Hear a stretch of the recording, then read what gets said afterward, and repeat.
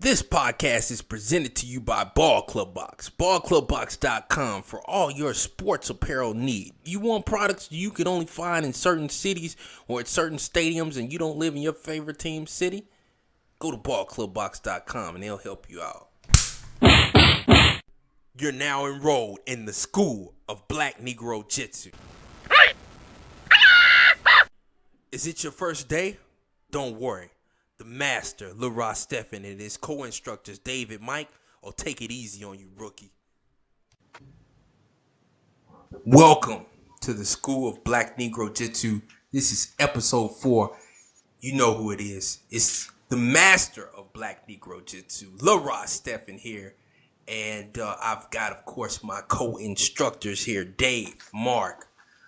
He's here with me. And I've also got my other co-instructor, Mike, from Mike's MMA Picks. His internet is back, and we are ready to rock for this week. We've got a lot on tap. We're going to be talking UFC Fight Night 113, MayMacWorldTour.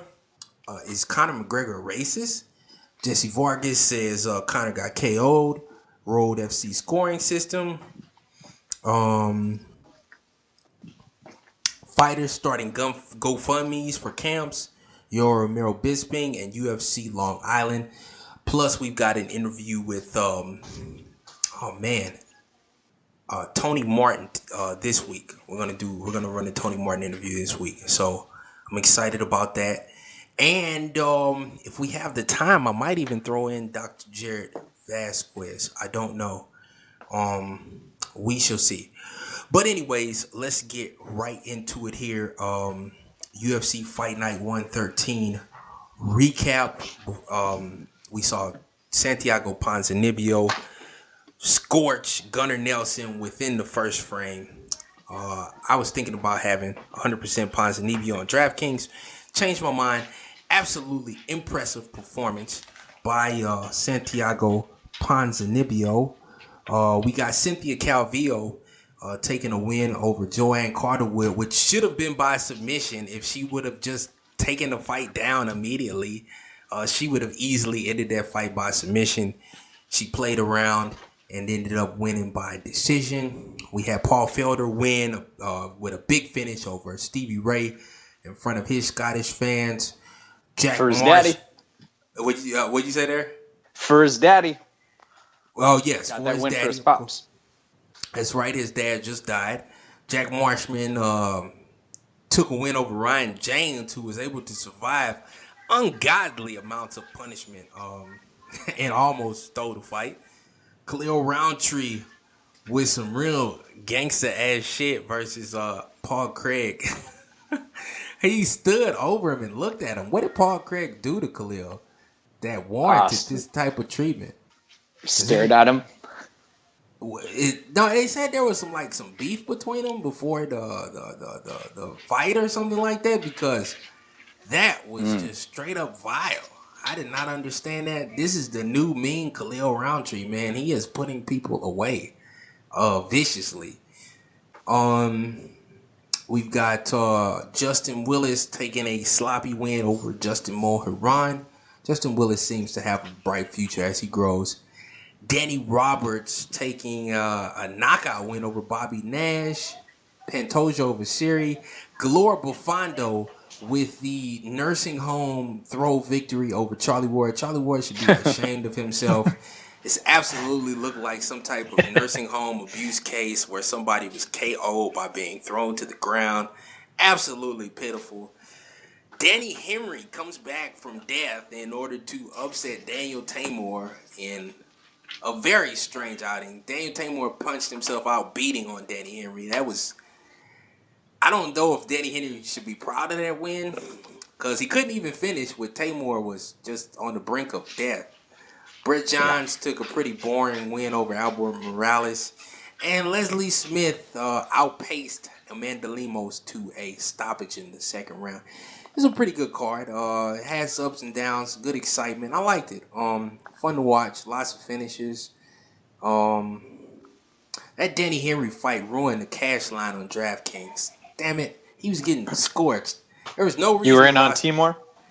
No, not really. I had one lineup with him, but the fact that Danny Henry won and I didn't have any of Danny Henry and I only had like half Ponzinibbio, my lineups, a lot of my lineups didn't cash. They were right on the cash line. They didn't do it because of that garbage. He was getting threatened. Like the first round was 10. He won the fight 29-28 with a clear 10-8 in the third round. He lost the first round 10-8. And then I guess the second round was 10-9, him. But that just goes to show you how bad he was getting thrashed and that he won the last two rounds with 10-8 and only won the fight 29-28. It's sad, man. Like, but there it is.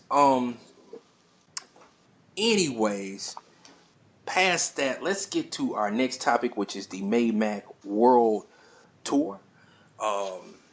Absolutely one of the best combat sports promotions I've ever seen in my life. No, the best. That's the best fight hype I've ever seen.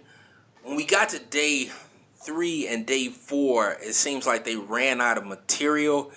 They probably should have had some alternative presentations to do, but I think that this type of promotion was kind of groundbreaking. I've never seen anybody do it like that before. And I think that Conor McGregor didn't figure out what to do till day 2, which made day 2 epic. Then day 3 was whack, and day 4 was they could have really thought that out better. They could have brought in some type of competitions and things like that, and it shows you that professional wrestlers are very good at what they do, with the ability to go toe-to-toe with the same person for the better part of a month and continuously come up with new material or keep the same material fresh. Because McGregor and Mayweather started to get cold after day 2. That absolutely had the potential to be more epic than it was, but I really enjoyed it. It was awesome. 2 personalities like that facing off is like a once-in-a-lifetime chance. Mike, what did you think of the MayMac World Tour this week? How did you feel about it? On a scale of 1 to 10, how would you rate it? Well, I thought the first stop in Los Angeles was fun to watch. McGregor got out there first, and he really seemed to be sitting on his hands. And then he kind of just lost his shit. The Toronto deal, he took over, and then I watched Brooklyn, and I turned the internet off. I was like, I didn't even watch the one overseas. They can't make their intentions any more clear. They're trying to make a buck here, and I will watch the fight, but I know they're promoting the hell out of this one. And to be honest, they're fighters, and if they came to blows during these press conferences like Tyson and Lewis, I would be buying that ticket right now, but all the talk doesn't do it for me. That's how I see it. Really? I felt like buying it after that, man. I think that McGregor can pull it off. But Dave, how are you going about this? How did you feel about it on a scale of 1 to 10? Where you rate it, and will you buy it? That's the most important question. So, Laurent, I've actually, like I've been saying the last few weeks, I've been trying to avoid this whole mess.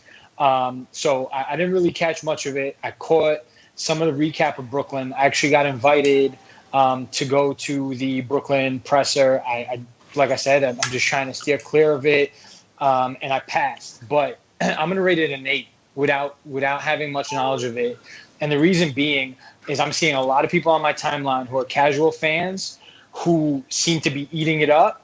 Like people I know personally who are just eating it up, who are posting GIFs from this, posting videos. Like I know, I remember the whole the Mayweather making it rain on McGregor and calling him a hoe. The whole almost scuffle, I guess, where he said Voltron form, and all his bodyguards almost came to blows with Conor McGregor's crew. Dylan Dennis is actually using some of that as promo as well. I saw him posting some stuff on Instagram, like he was stepping up, and he actually stepped up to some of Mayweather's juicehead bodyguards. But like I said, is I think it's really causing some shockwaves. It seems like people are eating it up. It seems like buys are going to be through the roof. I think it's going to do numbers. Unfortunately, I am going to buy it. I will be coming back home from vacation in Portugal that evening. My girlfriend already made a statement. We're buying it. So I guess in this instance, what she says goes. So I will be purchasing it. Okay, how much did that Brooklyn presser cost, or was it free to get in? How did that work? I want to say it was free to get it in. I think people were reselling tickets. A buddy of mine, he does some stuff in nightlife out here, and Barclays has like a billboard suite. So he gets hooked up for a lot of like games and events. So he had a few tickets. Really good friend of mine. He invited me out, but I really had no interest of watching two grown men just talk shit to each other. I see that every day in the streets of New York. So I felt the same way, and the casual fan is definitely eating it up. I went to my 20-year high school reunion a few days ago, and it's funny how everybody was talking about it, and I was shocked. I was shocked. The mainstream media is all about this. Okay, I really enjoyed it. I give it like a 9 out of 10. I thought that they really lost steam. They could have really done it good. The trash talking is as entertaining or more than the actual fight. People will be drawn into that more than the potential of a real, like, if you remember pro wrestling days, the promos used to do better ratings than the actual matches. So that's one of the biggest things towards selling a fight. But next up, we've got to talk about, is Conor McGregor a racist? Is Floyd Mayweather a homophobe? And I absolutely don't know if either of those is true. But that's awesome that the trash talk was so vile and vicious and sharp that people really got emotionally involved like that. I think that Ireland is one of the, from what I've heard from people around me, one of the more progressive. I absolutely look at the people and their spirit. That's absolutely one of the most vibrant nations in the world right now, undoubtedly.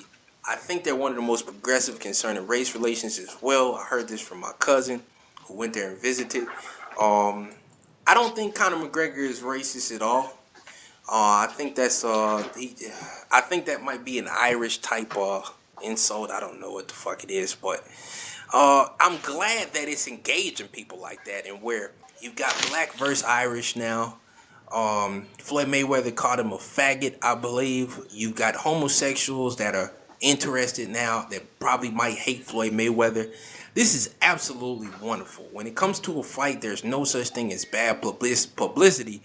And even though I don't think either fighter meant anything too deep by their insults or concerning Dance For Me Boy or calling Conor McGregor a faggot, didn't that absolutely suck in people who don't give a shit about fighting? I thought that was, what do you think?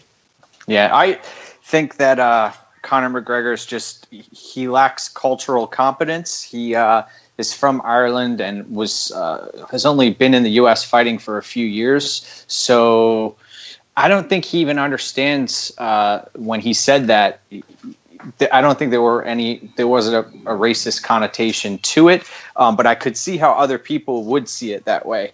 And as far as the faggot comment, that is just some guy talking shit in the heat of the moment, and I don't take any heat for that, what he did at all. But like you said, people are watching, all eyes on them. So somebody's going to eat it up, and then they have to sit back and defend themselves and have a Twitter war. I want these guys to just fight and get it over with. I cannot wait until the dust clears. It's going to be great. Dave, what do you think of the trash talking? I thought it was great, man. That absolutely is getting people heated and emotionally involved that don't even care about fighting. Awesome. I think you have two of combat sports' greatest salesmen. I think it's more of a heat of the moment thing. I don't think Conor is a racist. I don't think Floyd is a homophobe. I think it's just two guys talking a lot of shit, letting certain things fly, kind of pushing the envelope. I think we've had this discussion multiple times on the pod, and people really want to get emotionally attached to fights, and people really get emotionally invested in fights. And I think you're kind of getting that here. You've got guys picking sides. I want to see McGregor. You got people saying, basically, not me personally, but you got people saying, I want to see McGregor KO that woman beater, that shit talker, that tax evader. And then you've got other people who want to see Floyd just shut this guy up and show him that he doesn't belong in a ring. He's not a real boxer. He's a mixed martial artist. So I think everything they're doing is just pushing the envelope. And like I said, I think it's a circus. I've been repeating it. It's a bit of a circus sideshow, but people are getting emotionally invested in it. And I just see so many buys and so many dollar signs, and a lot of people are going to walk home with a lot of money after this fight. Yeah. I heard that it's in the contract. I don't know if this is a rumor or not, but that Mayweather, Conor can't bring up Mayweather's domestic abuse on stage. Did anybody hear that? How come that hasn't been brought up? I don't know. I mean, it's such a glaring thing. I haven't heard it. So it probably is in the contract. That might very well be the case, man, because that absolutely would be something that certain things are off limits, I guess. Since when, though? Everybody else has brought it. All these other opponents. I would go right for the jugular right off the bat. How is Floyd going to respond to that? I want to talk about that next week. We're going to talk about that in great depth. I want us all to go out and do our research on that. But I think that reputation is a little bit unfounded. I think it has a lot to do with the fact that he's a single dad of a lot of children by a lot of different women. That's usually a contentious situation. We're going to talk about that next week. Floyd's reputation. He did his time. He did do time for it, but I think it has something more to do with the fact that he's been a bit irresponsible. We'll talk about it next week. Let's do that next week. Okay. But next topic here is Jesse Vargas says that Conor was KO'd in sparring. Now, I don't know how much credence to give to this. I believe that Jesse Vargas is a money team guy. So, how much stock can we put into this? They say he brought in Brandon Rios to spar.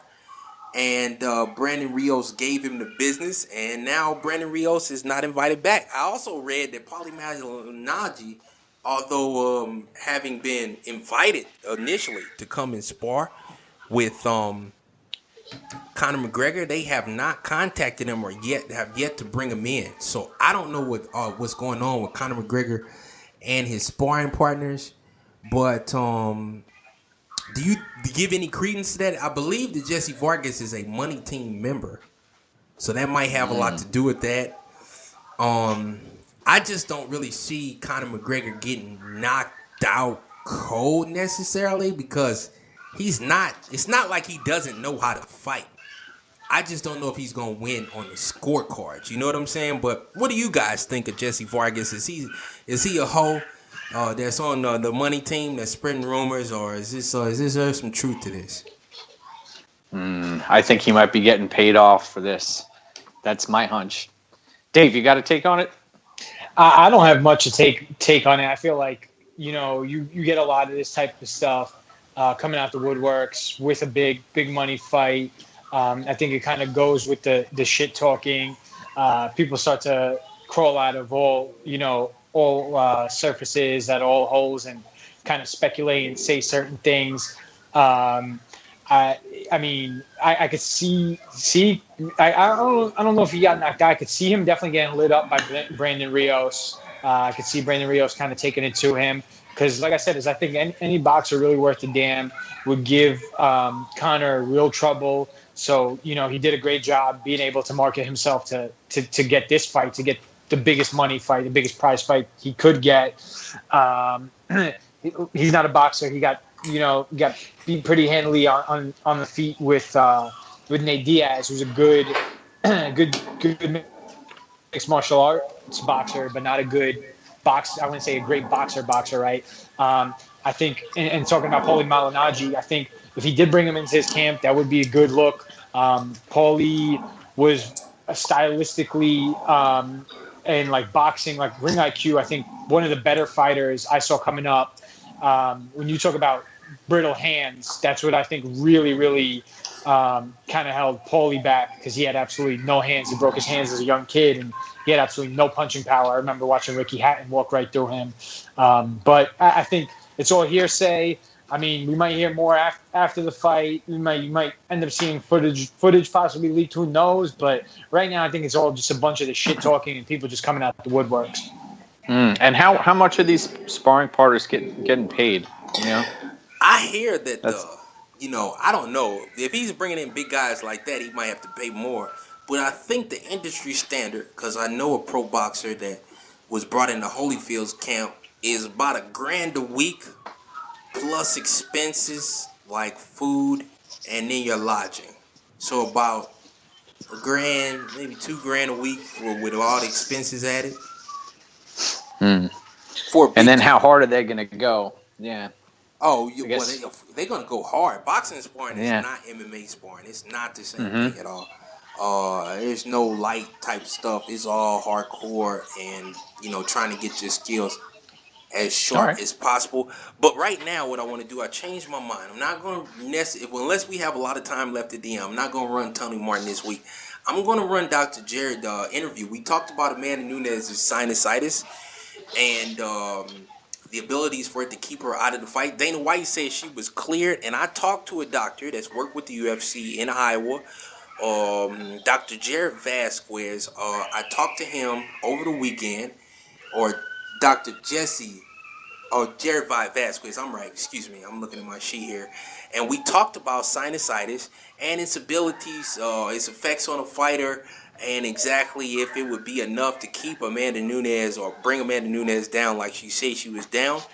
So I'm going to run that right now for you guys, and I really do hope that you enjoy it. Dr. Vasquez, welcome to the School of BlackNegroJitsu.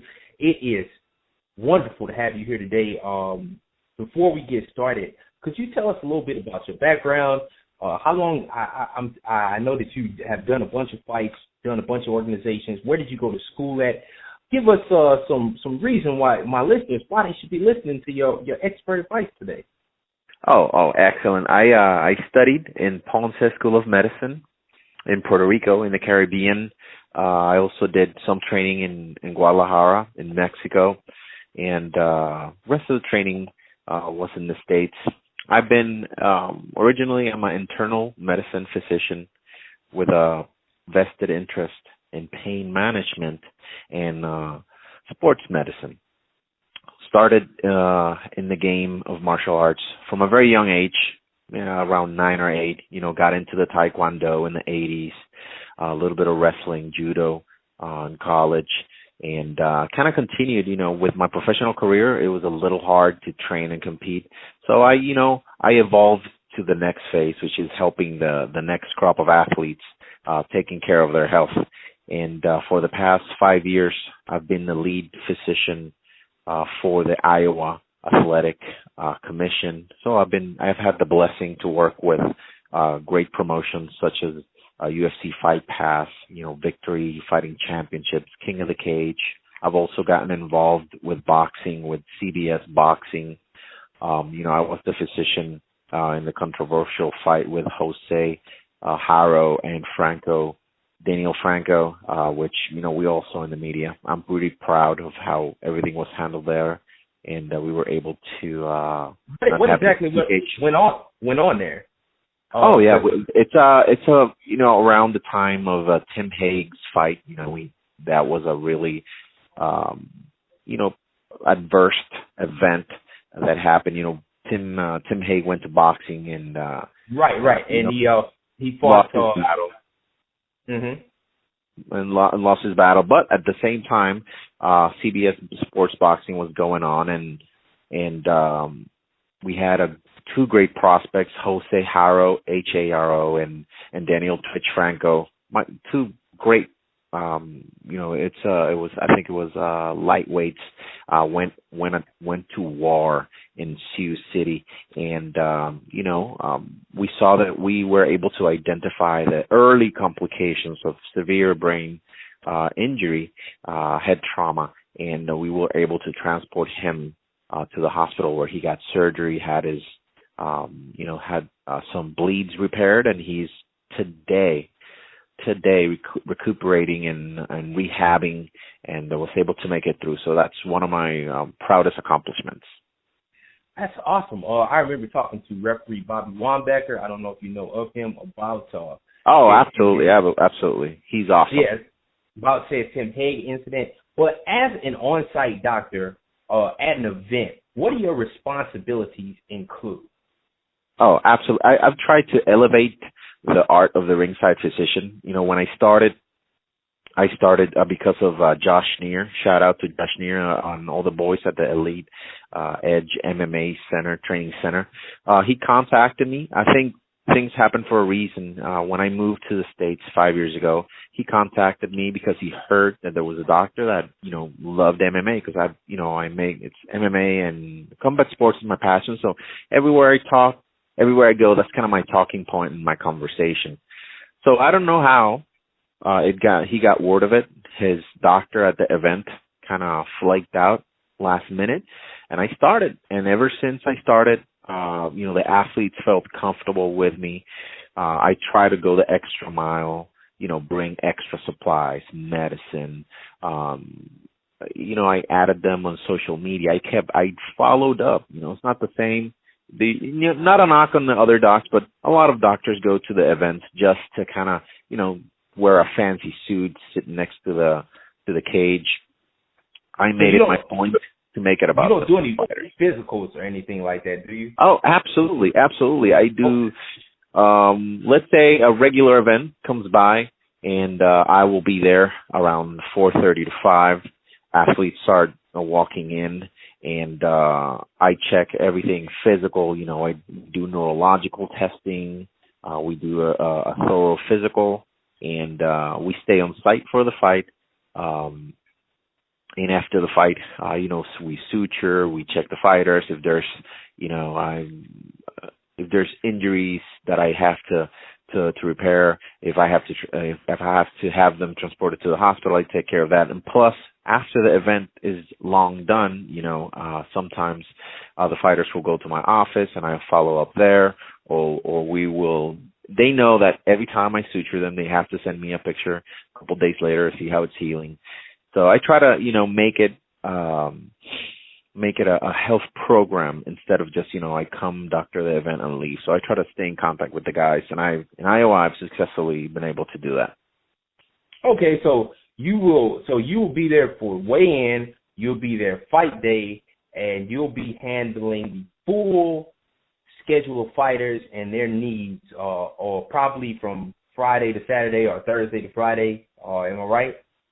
Absolutely. I mean, and that's extra work done on my part. And and not all fighters, but I've had a couple of the guys, but the fighters, health insurance is a big deal. And they always know that I talk about this. A lot of them don't have, health insurance. So a lot of them will need, prescription for a medication. And I'll, call that in to the pharmacy, no charge.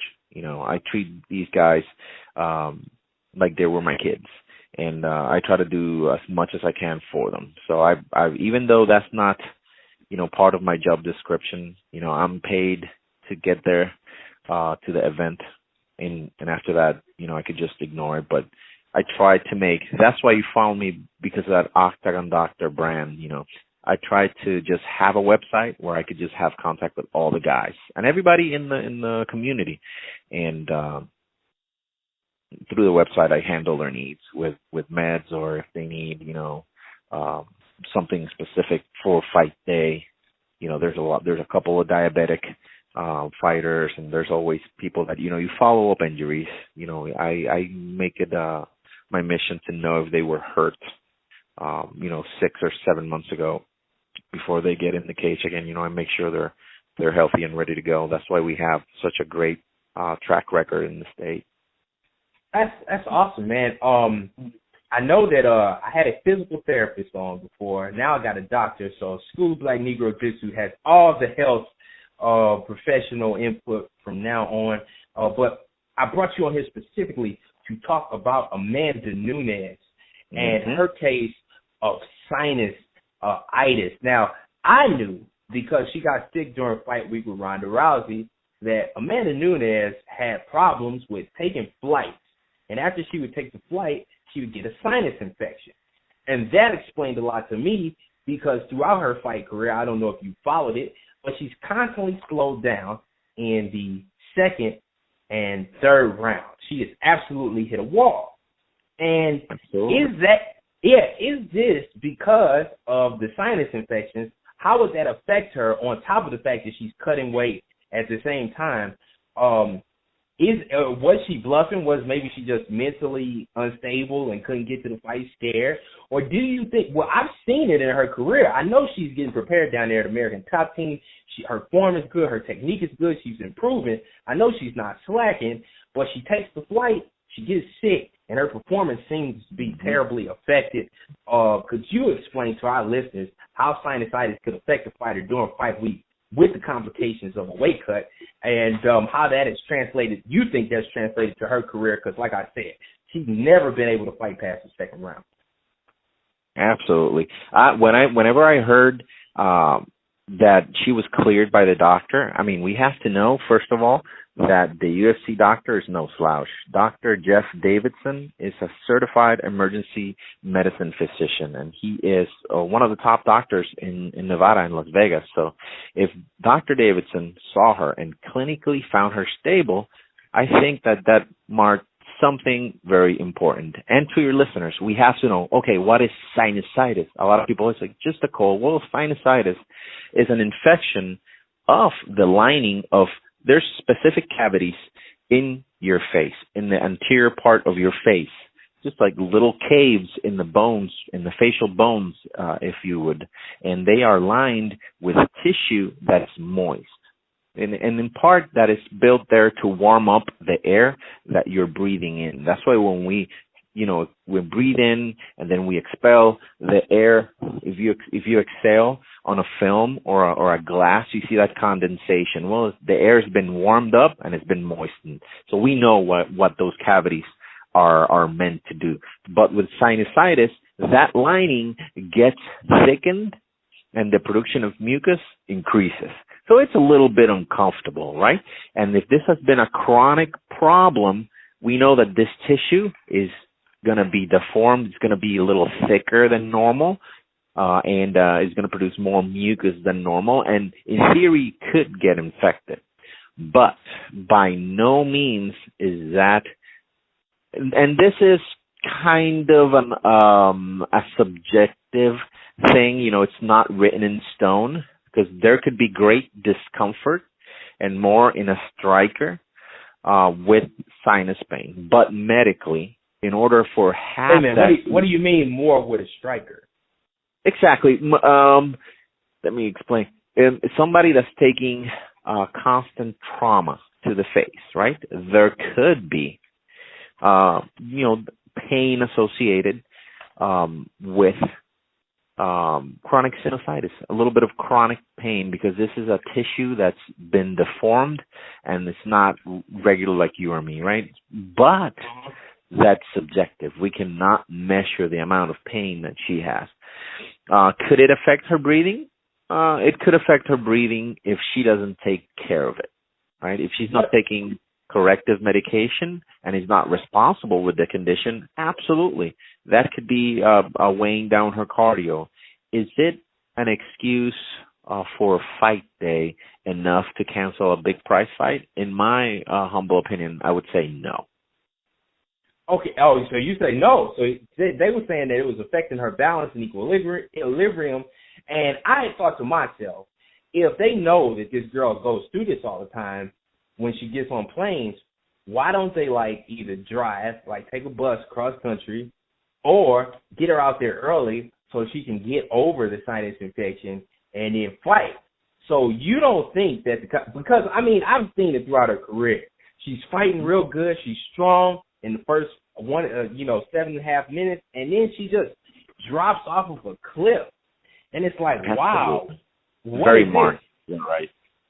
So you think that I know she could fight with it, but 5 rounds, how do you think that could have, especially in a matchup between strikers, what could strikes potentially do? And then she said it was her equilibrium and balance. What could that do to your equilibrium and balance, or do you think that's being overplayed right now? Oh, absolutely. There is a tremendous link in balance and sinusitis. And there is a little structure that I know I'm throwing around a whole bunch of names, but this is a cool one, and your followers and your listeners could Google this. That's called the eustachian tube. So there's a little tube that connects the inner ear to the back of the throat. So anytime that we have all of the cavities of the upper respiratory tract connect in some way or the other. That's why when when you're flying in and you have decompression and your ears pop and to fix it, what do? You cover your nose and you blow and you make pressure and you feel the pressure in your ears. So there's a little communication there. And in your ears, you have the vestibular system in there. That's the system that's in charge of balance.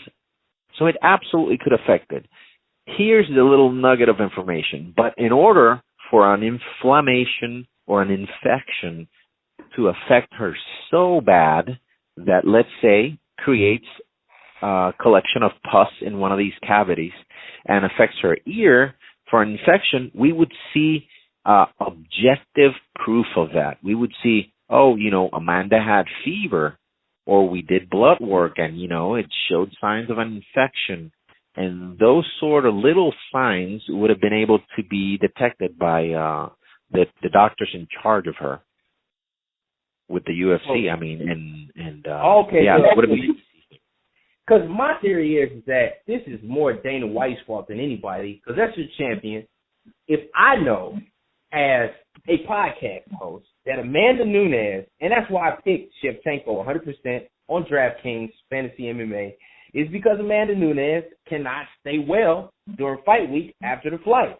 So if I know that, I think Dana White should have known that. What are the possible steps that you could take to deal with sinusitis and this whole thing like that? Like, what could you possibly do to deal with this medical condition? Oh, absolutely. And let me rephrase that. What could they do to handle Amanda Nunes and the fact that because she says it's the plane ride. That's what her thing is. Like, how could a plane ride lead to a sinus infection? That's that's another question. Yeah. Absolutely. And then what could you do to deal with that? There you go. Yeah. Let's say a plane would, you feel it when you're taking off and when you're landing. There's pressurization that occurs in the cabin.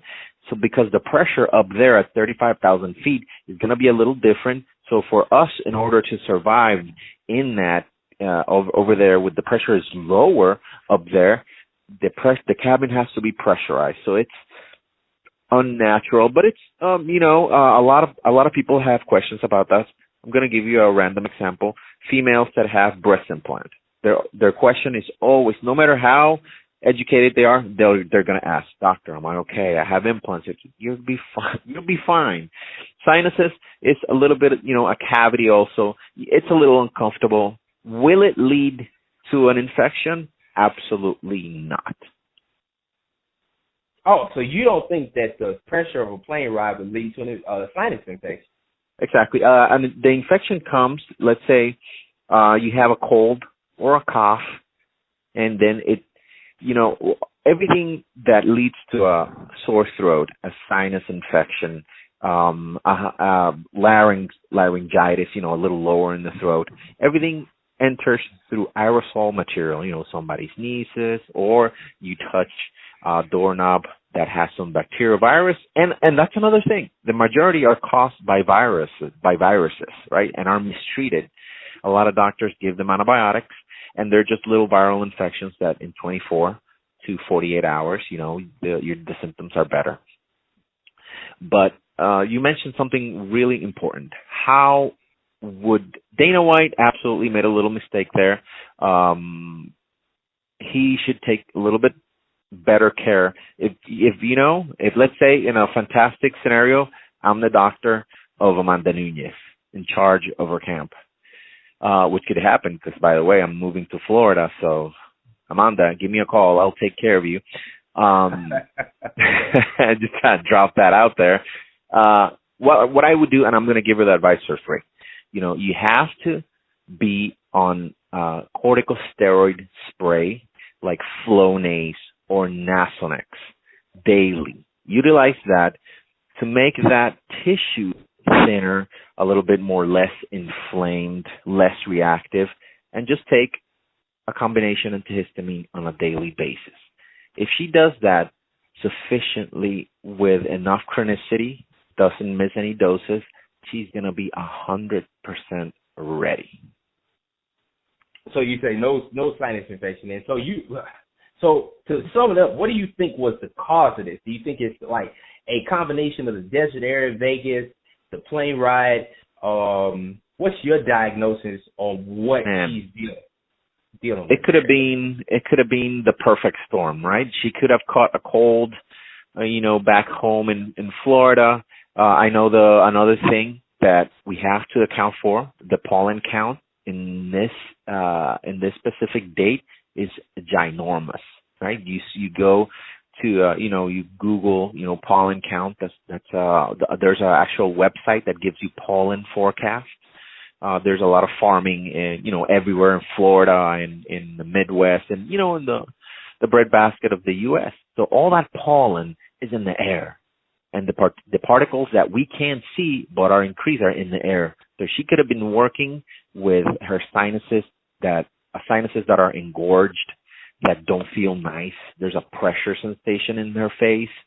And I think coming into a big fight, let's say you got pollen, you got a little bit of a cold, you're flying in Vegas, it's already in your head because you've had it before, you don't feel 100%, you decide not to fight. Okay, all right. But, I mean, in Vegas, they don't have high pollen count because it's the desert, right? Absolutely. In Florida, Yeah, Vegas is pretty dry and barren. Super dry. Okay, so you think this happens every fight though, no matter what time of the year it is.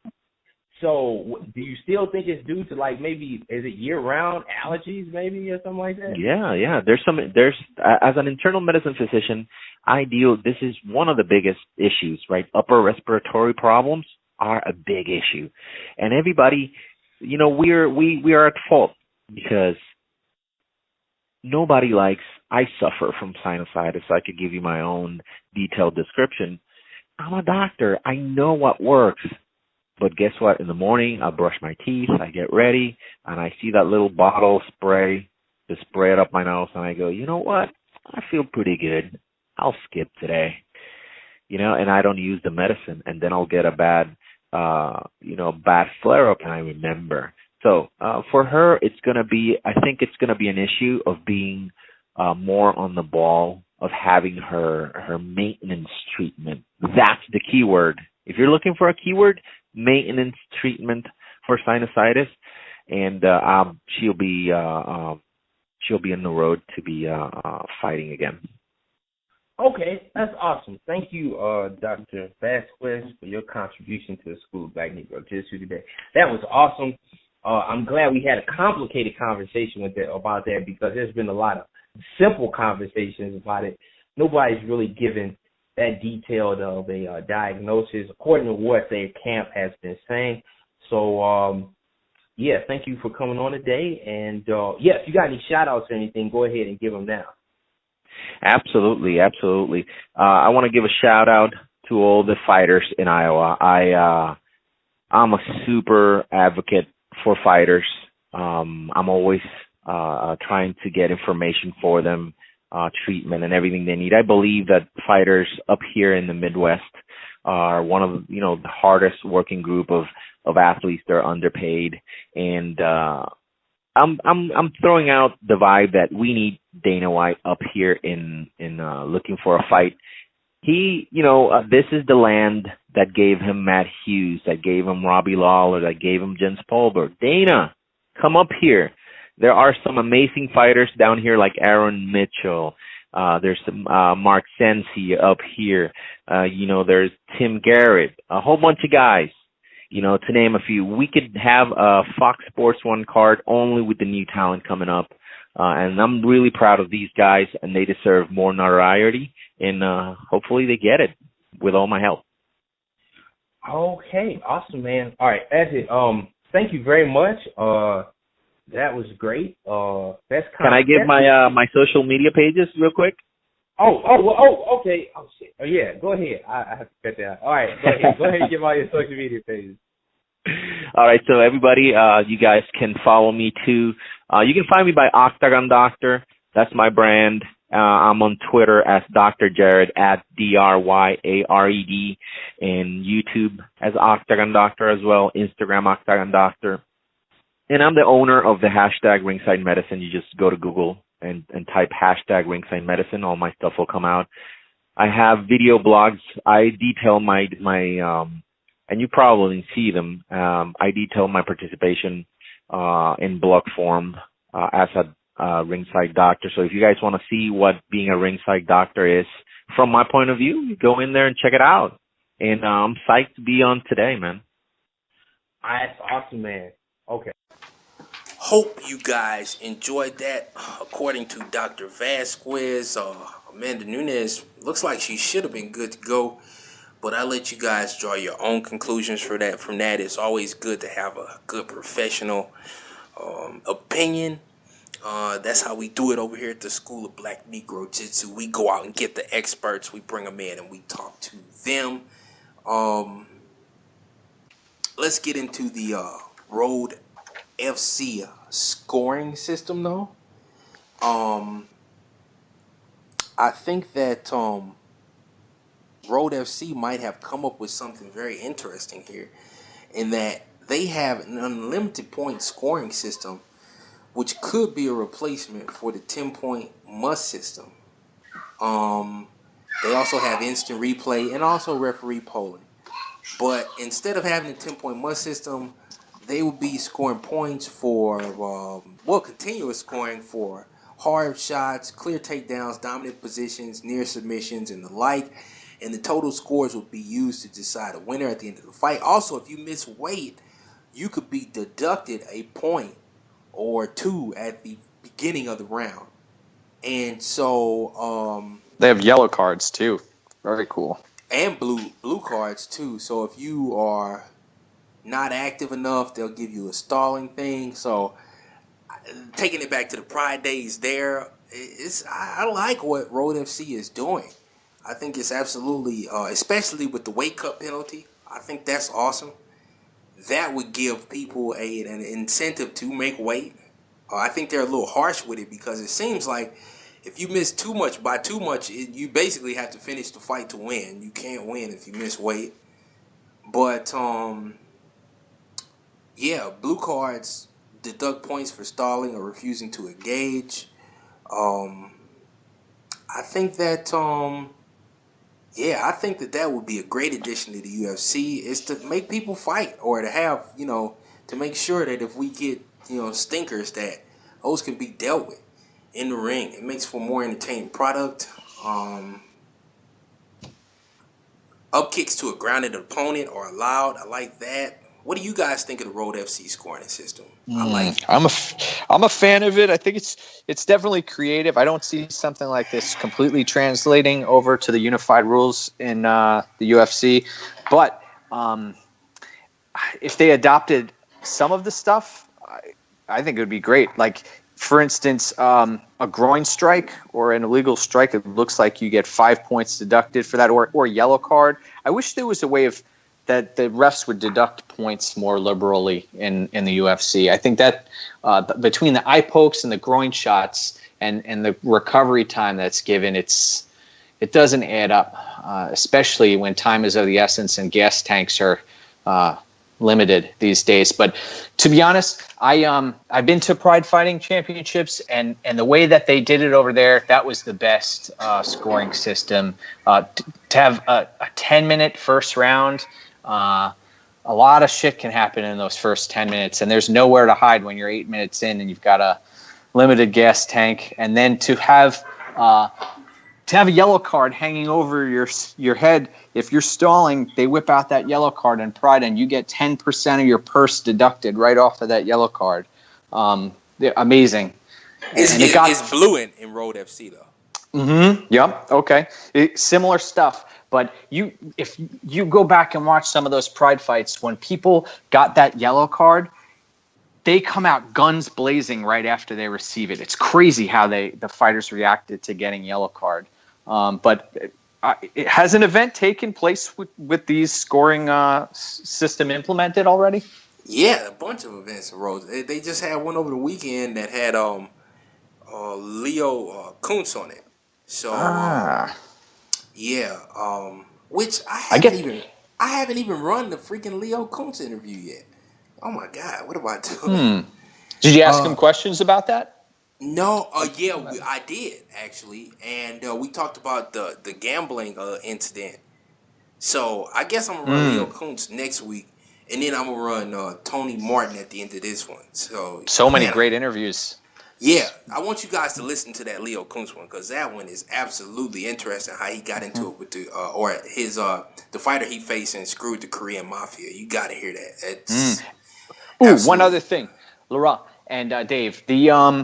From a fighter's perspective, knowing that you have to accumulate a certain amount of points, wouldn't it be beneficial to spam techniques? I mean, in some capacity, obviously your opponent will defend against that. But if you know that a certain strategy is going to get you more points, why not exploit that? Well, you don't know. I guess you'd have to be more active, and since this is on an unlimited point system, you couldn't have confidence in winning rounds because there is no round scoring. It's just your open interpretation as to who won the fight according to the point score. So if you give a round up too big, you could lose the fight, which is the way it should be. And are the fighters aware of the live scoring, as in a basketball game? You need a 3-pointer to win, etc. Like, is there a scoreboard that they can watch? I don't think so. No, not that I saw. It's just like, I guess they're aware that there is a scoring system in place, and they are being held to a certain standard. Very interesting. Okay, so on to the next topic we go here. We've got fighters starting GoFundMes for fight camps, and I think that's kind of pitiful, especially the UFC was sold for $4 billion. I saw Sarah Moras. She was lobbying a GoFundMe. I believe Stevie Ray had to go to GoFundMe to try and raise money for his fight camp. UFC is doing too much good business to have fighters that are established in their organization begging for a couple dollars so they can make it through camp. They've got to start trying to help people out with that. I think that it's kind of pitiful at this point in the sport. Not only from a standpoint of it's sad for the individual fighter with how much the sport is worth. It's sad because other people are watching this, and they're not gonna want to become fighters if they're gonna have to think that, I'm gonna be poor. Like, people have to believe that there's a financial reward at the end of this road. And when you see veterans like Stevie Ray and Sarah Moras at the top of the game and talking about, send me $2 so I can get through my camp, it's not a good look for the organization. What do you guys think about that? Dave, you want to take this one? Yeah, I'll start. So I think it's a pitiful reflection of what the UFC is doing. I don't know what the fighters have to do, but they've got to figure something out to get paid more. We talked about the union that really never took off. I know post fight, Adam Milstead tweeted at the UFC basically saying they didn't take care of his knee surgery. Alain Quinta has been very vocal about, the UFC not taking care of his knee surgery. I believe he also started a GoFundMe page for his knee surgery. I could be wrong, but I'm almost certain he did. And I think it's just, I've heard multiple accounts. I know that like certain fighters haven't gotten paid like show money for showing up to fights when certain fighters pulled out. So from what I'm hearing, at the end of the day, some of the lower rung fighters, I don't have numbers in front of me, and that's something I definitely have to research, and I definitely want to look into more. But I know that after a fight camp, they're not left with much. These fighters aren't left with much to live off of, and you're sacrificing your body, and you've only got a limited window. It's not a desk job. You're not doing it till you're 60 something, right? And there's not many avenues for some of these fighters to go after the fight game. Some of the bigger guys become analysts or color commentators, or can find different ways to make money. But some of these guys, you see, there's, I forgot the name of the documentary. It's escaping me right now. But some of these guys who were like instrumental in the UFC coming up, they're like big name, don't want to say big name fighters, but mid tier fighters are like shells in themselves, and it seems to be a continuing story. And I don't know how, I can't think off the top of my head how to resolve it, but something's got to be done, whether it's a union or a way that these guys really actually make a living, because they give us a few exciting fights, and then these guys are the guys paying for it at the end of it all. Yeah. But I think it's a bad look for the promotion, because who's going to want to sign with you if they see the older guys looking bummy? All right, Mike, go ahead. What I don't like is that they seem to pick and choose which fighters they help out and which fighters they don't. Kelvin Gastelum, when he was going through the weight cutting issues, the UFC set him up with a nutritionist, and they paid for that. And I forget who he was fighting. I think it was he was set up to fight Cerrone, and he missed weight, and him and Tim Kennedy were both tweeting that why don't they pay for my nutritionist? So I wish there was a level playing field in some respect. I know you've got to pay your big blue chip moneymakers, but you don't want to see guys like Mark Coleman. My God, did you see the picture of him after he got his second hip surgery? He looks like he's 75 years old, and guy can barely get around. My heart goes out to him. I met him back at Pride 33, and nice guy, but this has taken a tremendous toll on his body, and you got to wonder, the shelf life of these guys. Don Fry, people like that, pioneers, legends of the sport, they're barely getting around these days. So I mean, the tough. UFC can do what they want, but young people are watching, and they're not going to want to sign with you when they see this type of stuff. So it's all on Dana White and company. Next up, we got Yoel Romero versus Michael Bisping. I think Yoel Romero could be Destiny's Child here, just like Michael Bisping was. I could totally see Michael Bisping's opponent for the next pay-per-view pulling out, and us getting this wonderfully heated rivalry between him and Romero, in which he's going to undoubtedly lose if it ever happens. And I think, by God's grace, God that Yoel Romero serves, I think that it just might. That looks like it was taking form. It seems like this is destined to happen. Is Cuba versus the United Kingdom. And so I'm liking the promos I'm seeing from Yoel Romero. And he very well could, at the end of the day, be the legitimate 185 champ, while Robert Whittaker is the interim champ. I could totally see that and see a rematch, and that would be very interesting. But what do you guys think? I'm liking what I see from Yoel. I love the Scarface burning of the picture. I love him stepping on the British flag. I liked it, everything I saw. What do you think? Yeah, how awesome was that last fight? And how great is Yoel Romero's interpreter? That guy is amazing. He could sell fights himself.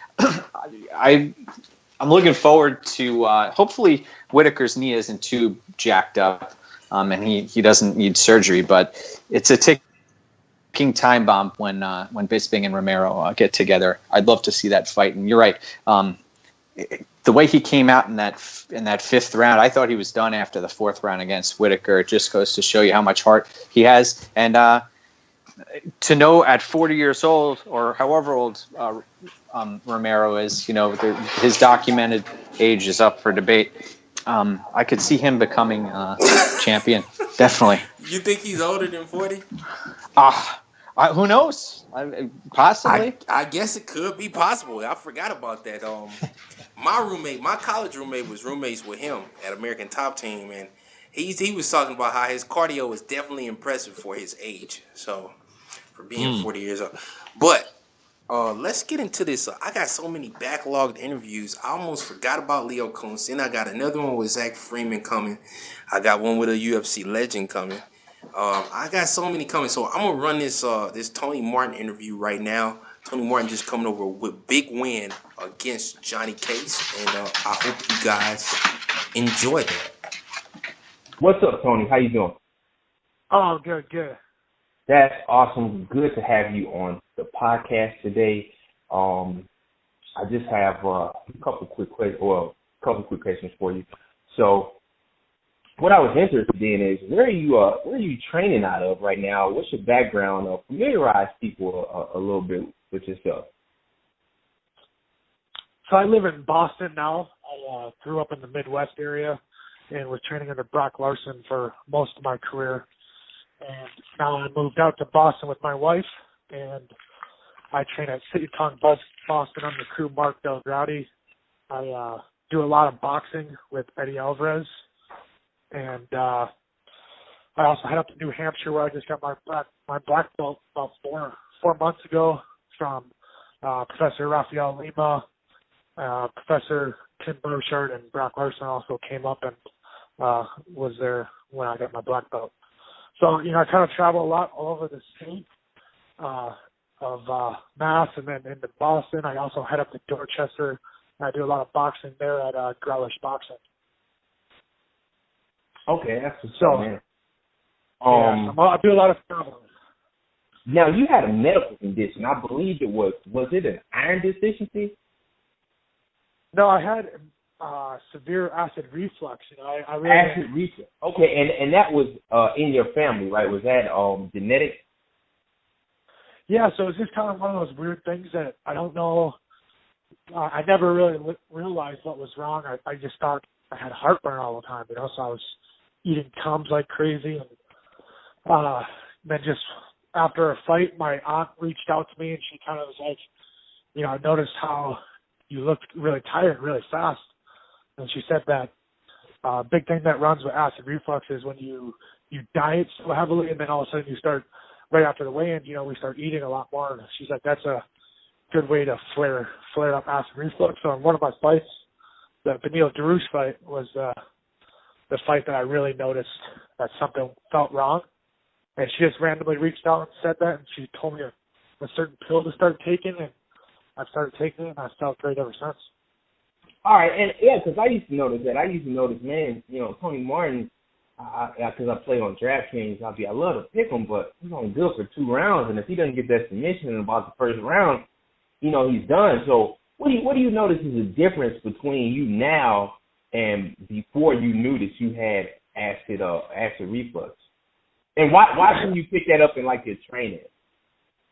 Honestly, well, what the weird part was, before the Beneil Dariush fight, I was doing 10-5s like it was nothing in training the whole time, and then all of a sudden, during the weight cut that last week, the final week, I just felt like something felt wrong, kind of like in my sternum in a way, and I thought it was heartburn, but I was pumping Tums, like I said. So I really it all came down to it wasn't my training. Obviously now I still have figured out a little bit more into the game of training and dieting right and just taking care of my body. And obviously my skill set's a lot higher now too, which allows me not to exert as much energy inside the fight. But mostly it's just a learning process where, I felt like I always put the time in. It wasn't like I'm training more now or training harder. It's just I'm smarter about the way I'm training, the way I'm letting my body recover. And it's just one of those things where it was a learning curve. I came in the game very fast, got in the UFC very fast, and I just had this fast learning curve, so I'm still trying to figure out how my body's reacting to 155 as well.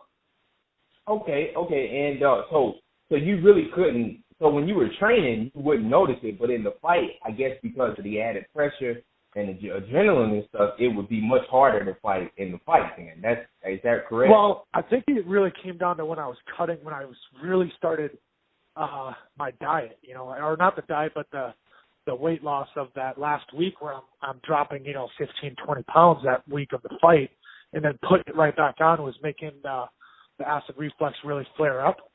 And that's when I noticed it the most. Usually, so I used to fight at 170. At 170, I never felt the acid reflux at all. I never felt like nothing felt wrong. But the second I started going down to 155, I could feel like inside my sternum was kind of hurting, and I didn't know what it was. And I remember it really was bad in the Benil fight where the morning of the fight, I usually hit pads. So I hit pads, and about 3-minute rounds in only, I could barely breathe. And I was telling the coach, I'm like, I don't know what's wrong. I feel like something just doesn't feel right. I just can't breathe. And we just all thought, no, it's just from the weight cut. You put all this food on. You just got to let your body work out the kinks of having all the food and fluids in. So same thing in the back before the fight. I was really thinking about, I don't know if I could go out there. I couldn't breathe. It was just weird. So I was like, okay, maybe it's just anxiety or something. And so I went to the fight, and the same thing, I was, 3 minutes in, I just couldn't breathe. I was kind of going into panic mode. I didn't know what was wrong. Because like I said, the week before that, I was sparring, 10 rounds, and all my training partners and coaches thought I was kind of nuts because I was still going so hard. So I felt so good, but the acid reflux really shut me down. So I'm really happy that I figured that part out of the game, and just lucky that my aunt reached out and told me about it. That's awesome, man. So yeah, okay. So it's really when you're after the weight cut that you really felt affected. Now, I saw this, and you had some beef with Johnny Case. What was that all about? And is it squashed now? How did that come about? My college roommate fought Johnny Case too, and EJ Brooks. He got a decision stolen from him. So how did you? How did decision? Yeah, and you saw that decision. EJ told me about it. But how did the beef between you and Johnny get started? Yeah, well, it started, we both came from the Midwest. Like I said, I grew up in the MMA circuit of Minnesota, and he was in Iowa. He fought Minnesota a few times, fought a couple of guys from Minnesota that I've trained with as well. And, when I was first coming up, he was the guy. He already had 15 pro fights, I think, or something like that when I made my pro debut. So when I went pro, I was trying to fight the best guys in the Midwest right away. I was trying to fight everyone and anyone, and he was one of those guys. And they just didn't want to fight. They kind of, they didn't think it was the right fight for them, thought it was a bad matchup or whatnot. So the fight never panned out, and then we got to the UFC. Same thing, he had a couple local shows, and he kind of are like Chicago cards in the UFC, and I was like, hey, let's fight. Like, this fight makes sense now. And at the time, he was just a little disrespectful, he just kind of like brushed me off like I was nobody, and acted like, he was the guy, he thought he was the guy. So then it came down to where I fought my last fight before this one in Phoenix. He was running the UFC Snapchat, and on the UFC Snapchat, he was talking crap during my fight, saying, oh, now that that's over, we can get to the real fights, and just kind of dismissing my ability, and, was kind of talking like, all I do is lay on people and don't want to strike or anything. And so I felt disrespected in my martial arts. So it was a fight that I pushed for probably like 4 or 5 times through the UFC even. And I'm just glad it finally happened. And I went out there and handled business. There was some major shit talking going on during the fight, man. It seems pretty ferocious. What were you guys saying to each other? Because I wish they would have picked up better on it. And then is the beef squashed now that you two have fought each other? Is there respect between you two martial artists? Or do you still hate Johnny Case?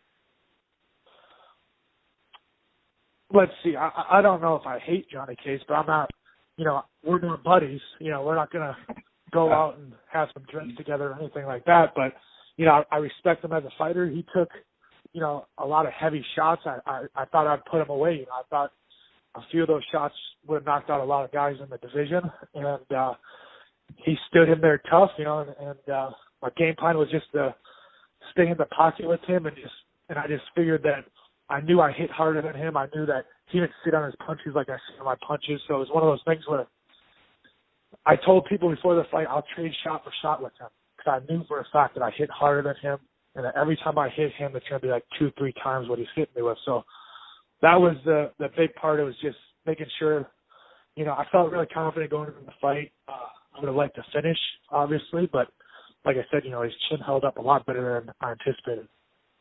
Okay, and I mean, what were you guys saying to each other exactly? Like, did you like translate some of it for me? I think. I'll put the play-by-play.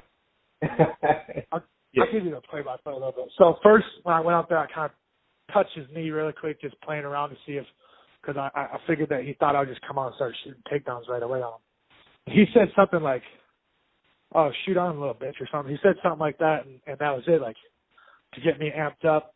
Usually in training, I talk a lot just messing around with guys.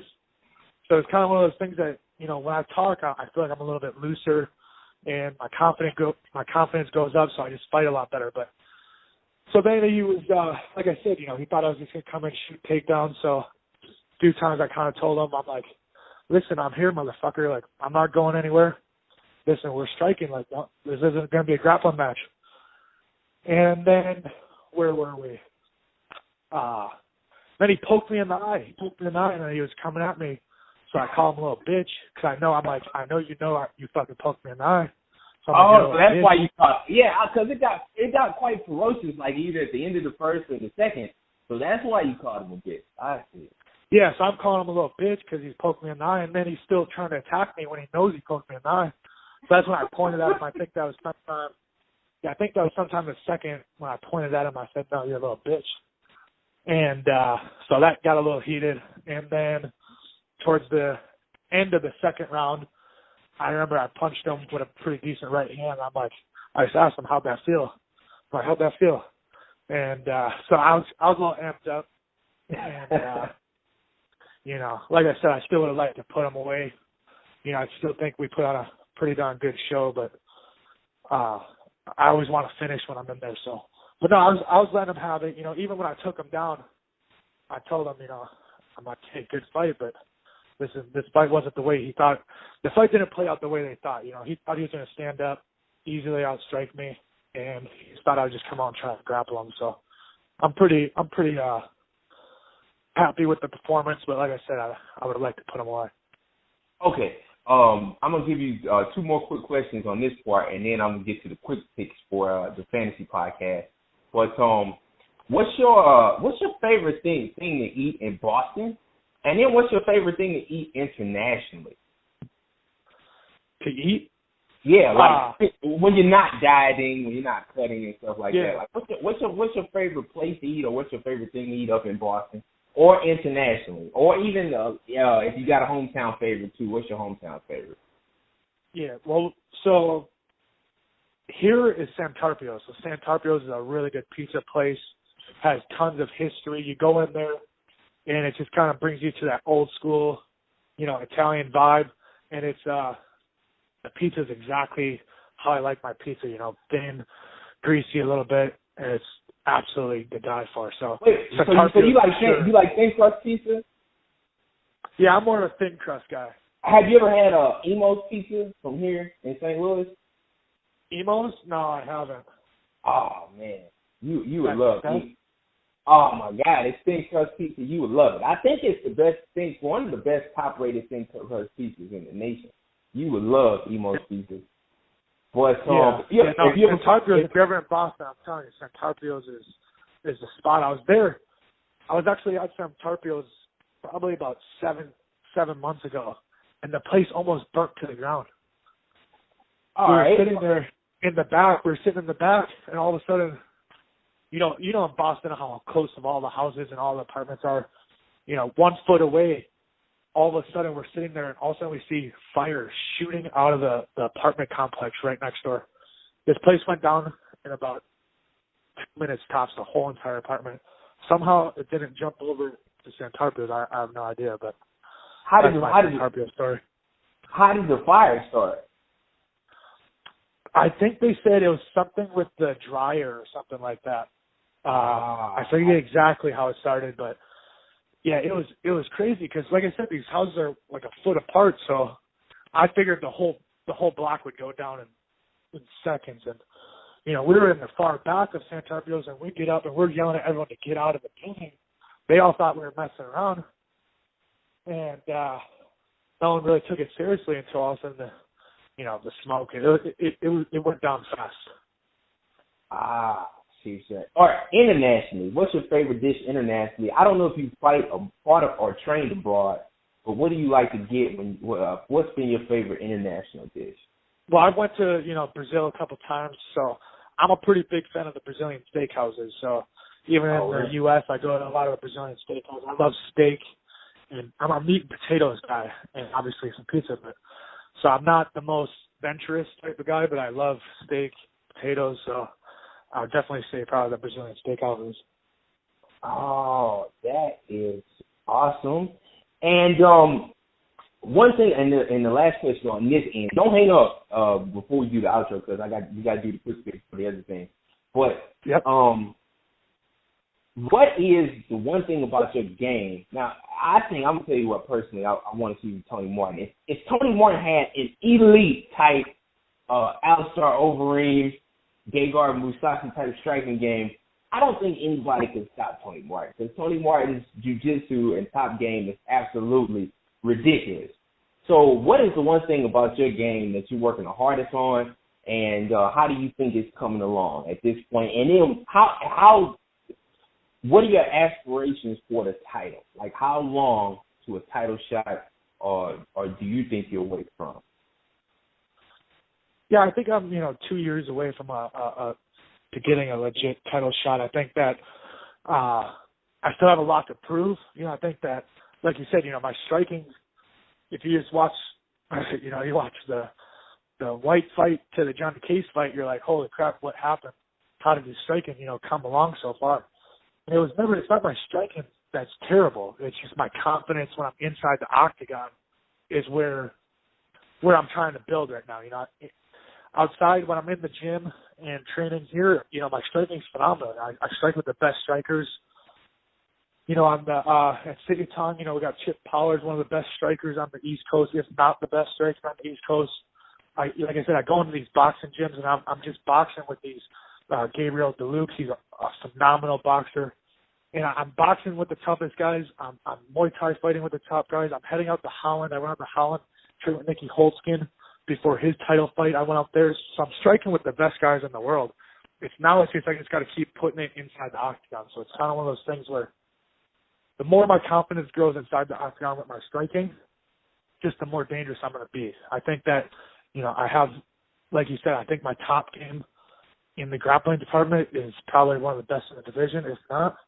So I think that as long as I just keep building confidence in my striking game, I think 2 years is a reasonable expectation to be in the title picture. I think by next year at this time, we could, be already in a contender fight as long as the UFC keeps giving me step ups in competition. I think that, with a notice, if I have time to train for anyone and I feel confident heading into the fight, I don't know. I think that I'm a bad matchup for a lot of people. Okay, that's what's up. And you got a fight coming up? No, I don't have a fight. I just got out, but we're in negotiations right now for a new contract, so I need to get a new contract with the UFC. Oh, wait a minute. So are you gonna go back to the UFC, or maybe you go to Bellator? No, I mean my goal is definitely to be back in the UFC. I think that the UFC, if you're a champion in the UFC, I think you're definitely could feel confident in saying you're the best fighter in the world, and that's been my goal ever since I started fighting. I never fought for the money. Even now, I don't. There's not really a lot of money in the MMA world unless you're the champion. So my goal is to be champion, and I really think that with my mindset being on the right, with the support I have in my life in training and with my family, I think that I could really be the world champion. I just got to keep progressing, keep getting better every fight, keep pushing myself. And really, I just need a couple lucky breaks of getting the right fights at the right time. So what Bellator came with a huge contract. You wouldn't at all consider it. Definitely just you want the UFC glory, huh? You in it for the glory. Yeah, some people fight for the money, which I think they're nuts because, like I said, there's not a lot of money in the sport. But I fight 100% because I enjoy the competition.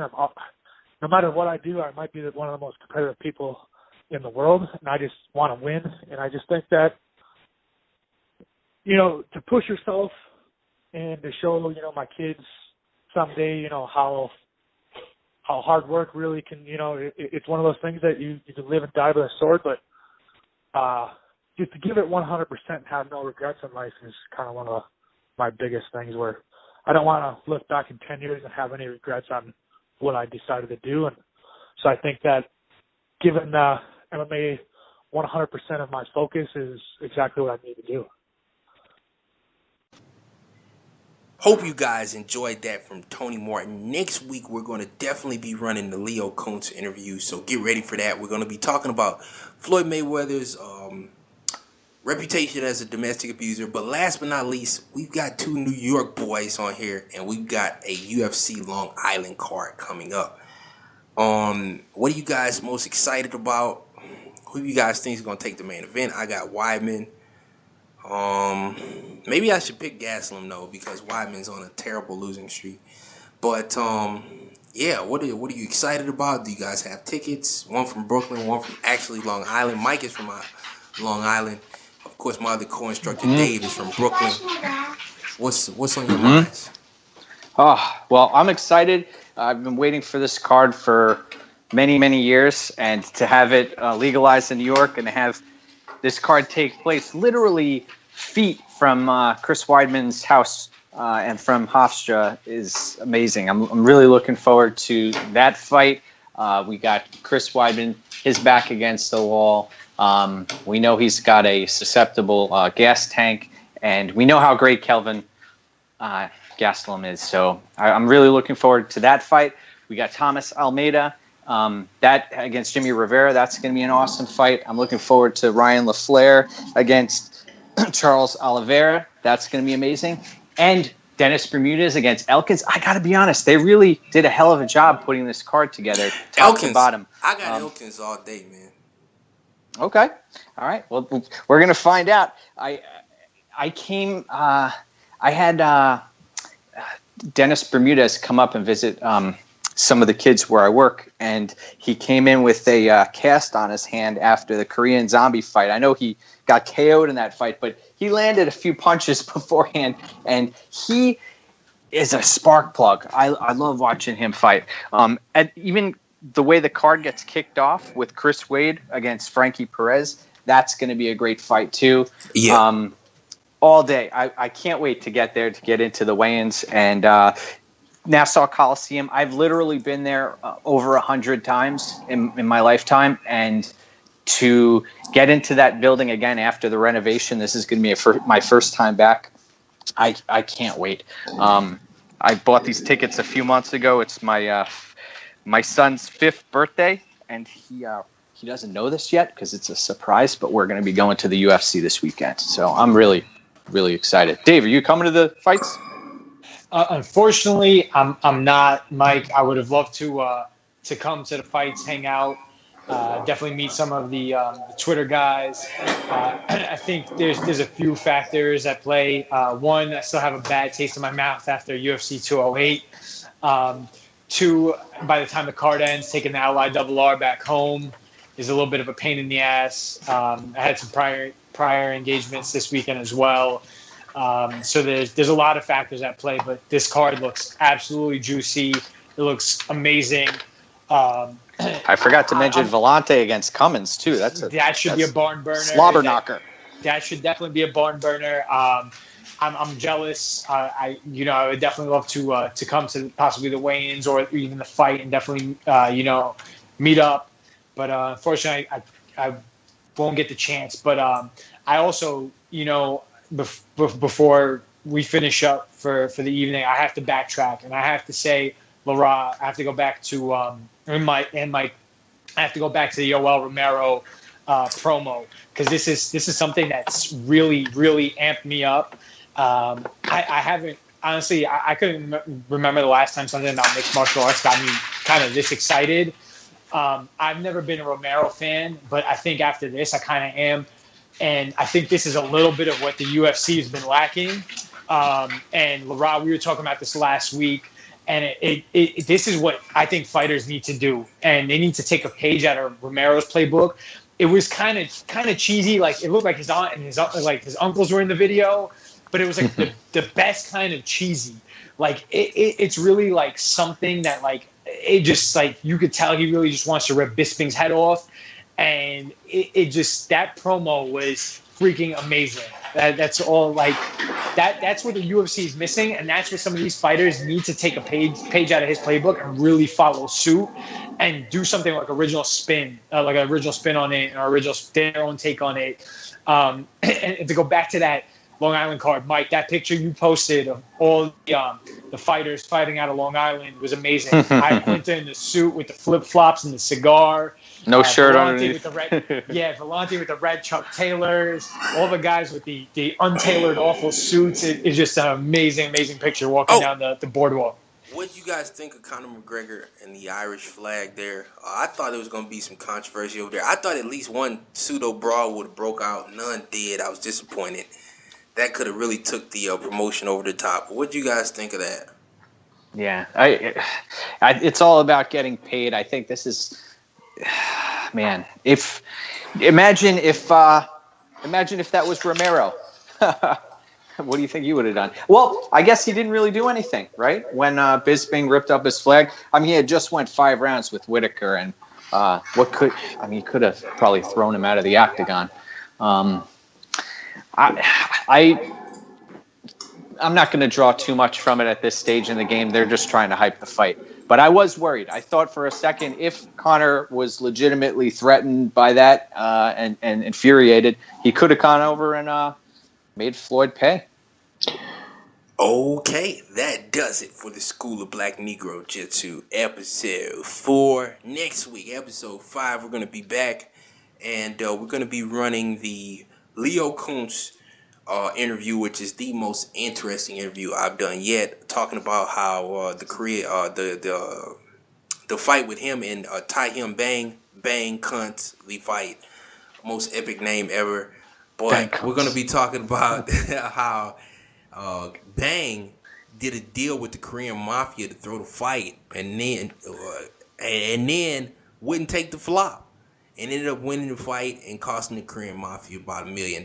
But you're going to have to tune in next week for that. We're going to be talking about Floyd Mayweather's reputation as a wife beater according to his record. My hypothesis on that.